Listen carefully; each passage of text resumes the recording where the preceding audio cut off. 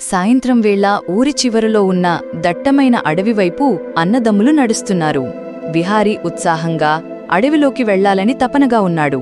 నందు మాత్రం జాగ్రత్తగా చూస్తూ తన తమ్ముడి చేయి గట్టిగా పట్టుకున్నాడు. అడవిలో ఎక్కడో మెరుస్తున్న పువ్వు ఉందని విన్న విహారీ అకస్మాత్తుగా అన్నయ్య చెయ్యి విడిచి అడవిలోకి పరిగెత్తాడు. నందు భయంతో అతని వెంట పరిగెత్తాడు. కొద్దిసేపటికి వారు దారి తప్పిపోయారు. చుట్టూ చిమ్మ చీకటి, వింత కీటకాల శబ్దాలు, గాలికి ఊగే చెట్ల చప్పుళ్ళు అన్నీ భయాన్ని కలిగించాయి. విహారి వణుకుతూ అన్నయ్య చేయి పట్టుకున్నాడు.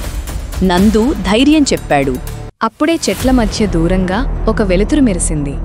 ఆ వెలుతురుని అనుసరించి వారు ఒక పాతకాలపు శిథిలమైన గుడి దగ్గరికి చేరుకున్నారు. గుడి గోడల మీద తీగలు అల్లుకుని ఉన్నాయి. గుడి లోపల ఒక పురాతన విగ్రహం చేతిలో వెన్నెలలా మెరుస్తున్న పువ్వు ఉంది. అదే వారు వెతుకుతున్న అద్భుత పుష్పం. ఇద్దరూ ఆశ్చర్యంగా దానిని చూశారు. విహారీ పువ్వుని అందుకోవడానికి ముందుకు రాగానే అకస్మాత్తుగా విగ్రహం వెనుక నీడలలో 2 నిప్పు కళ్ళు మెరిశాయి. పెద్ద చిరుతపులి వాళ్లవైపు దూకడానికి సిద్ధంగా ఉంది. నందు వెంటనే తన జేబులోని చిన్న అద్దం తీసి పువ్వు కాంతిని చిరుత కళ్లపైకి ప్రతిఫలింపజేశాడు.